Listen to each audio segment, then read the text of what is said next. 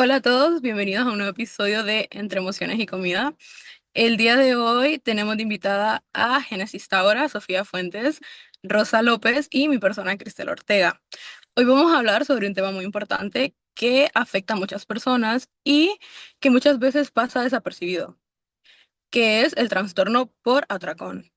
Cuando escuchamos hablar de trastornos alimenticios, generalmente pensamos en anorexia o bulimia, pero existe otro trastorno muy frecuente que consiste en comer grandes cantidades de comida en poco tiempo y sentir que no se tiene control sobre lo que está haciendo la persona.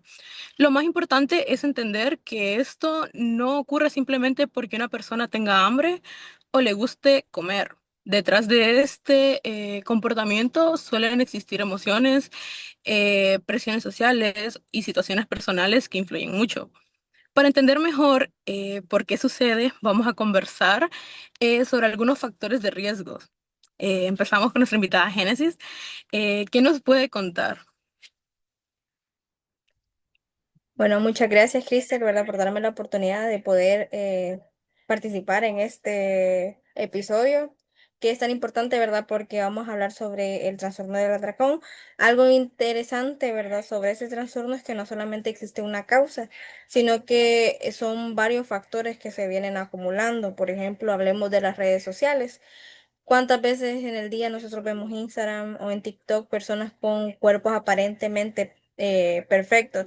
Muchas veces esas imágenes pues tienen filtro, edición, pero aún así terminamos comparándonos con estas personas. Sí, así es. Y a veces uno piensa, ¿por qué no me veo así? Aunque en realidad esa imagen ni siquiera es completamente real. Exactamente, esa comparación constante puede hacer que una persona no se sienta conforme con su cuerpo. Otro factor que es importante mencionar que muchas personas, pues, hasta es posible que no crean que es así, es la presión familiar.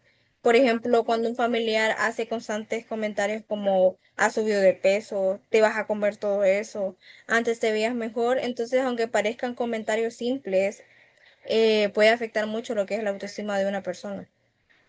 Así es. Y muchas veces estos comentarios vienen de personas muy cercanas y creo que eso es lo que duele más.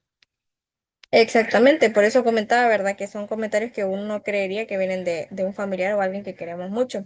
Pero también algo que podemos decir es que existe la presión social y cultural. Ya sabemos, ¿verdad? Que vivimos en una sociedad donde constantemente se relaciona la delgadez con la belleza o el éxito, como vemos en TikTok, ¿verdad? Mayormente, todas esas modelos.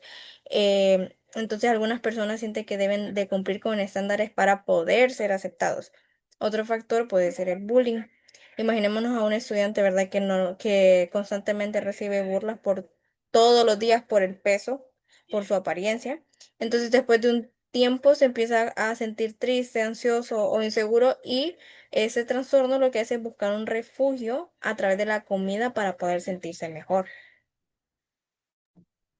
Es como una forma de encontrar un consuelo momentáneo, podríamos decir. Exactamente. Y por último, ¿verdad? También es importante no dejar atrás que influye mucho también el grupo de amigos con el que la persona se relaciona. A veces escuchamos conversaciones sobre dietas extremas o sobre quién tiene el mejor cuerpo y eso puede generar una presión en la persona. Además, los factores, como mencionábamos, ¿verdad? El bajo autoestima, el perfeccionismo, si la persona ya tiene un trastorno de ansiedad o depresión, también pueden aumentar el riesgo de este trastorno. Por ejemplo, una persona perfeccionista puede sentirse muy frustrada cuando cree que no cumple con las expectativas que tiene otra persona, un amigo, un familiar sobre, o sea, sobre ella misma. Sí, es cierto. Y justamente todos estos factores pueden generar consecuencias importantes. Me gustaría que nuestra invitada Sofía nos pudiera contar cuáles son algunos de ellos.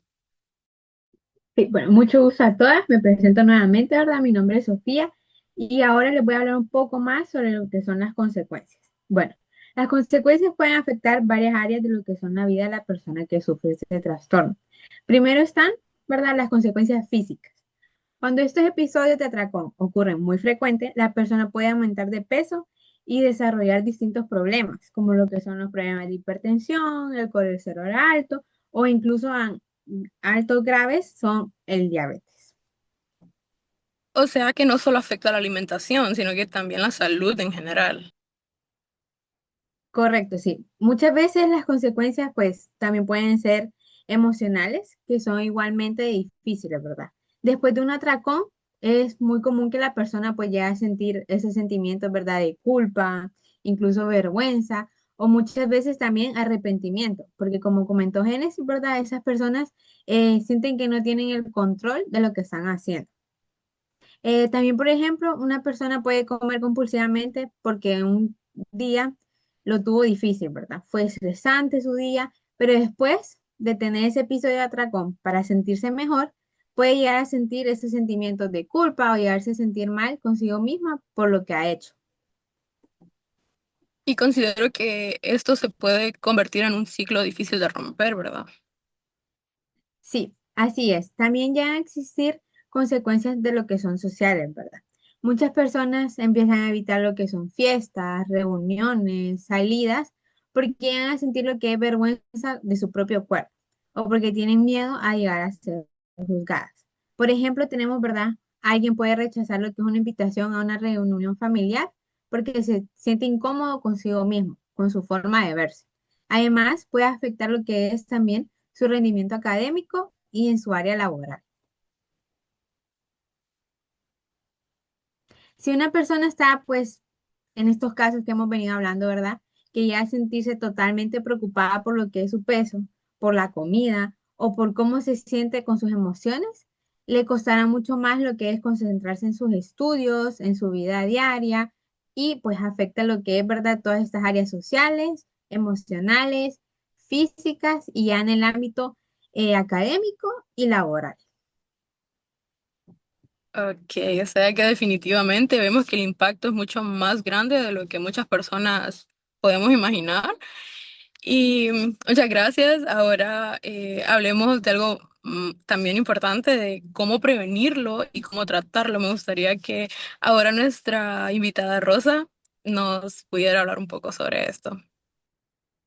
Bueno, muchas gracias, Cristel, por tenernos como invitadas el día de hoy.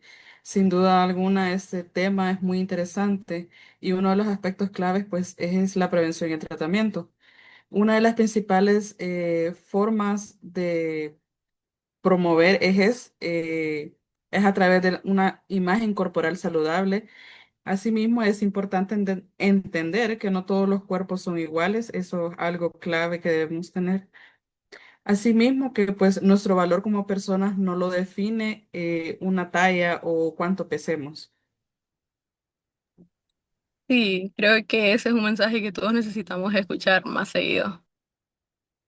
Totalmente. También pues es importante que aprendamos a manejar nuestras emociones. Ya lo decía anteriormente una de las compañeras invitadas, porque por ejemplo cuando nos sentimos demasiado estresados, tristes o frustrados, tendemos a refugiarnos quizás en cosas que no son muy sanas.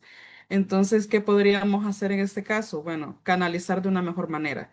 Podemos intentar hablar con alguien de confianza, una amistad de confianza, o si no la tenemos, pues abocarnos tal vez a un personal especializado en estos temas. También podemos practicar ejercicio, ya sea en casa o podemos salir a caminar al aire libre.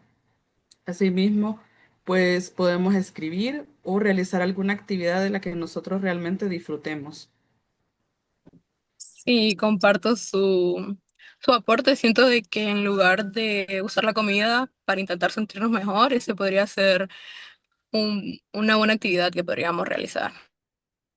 Correcto, de ahí lo que se trata pues es como de buscar otras alternativas.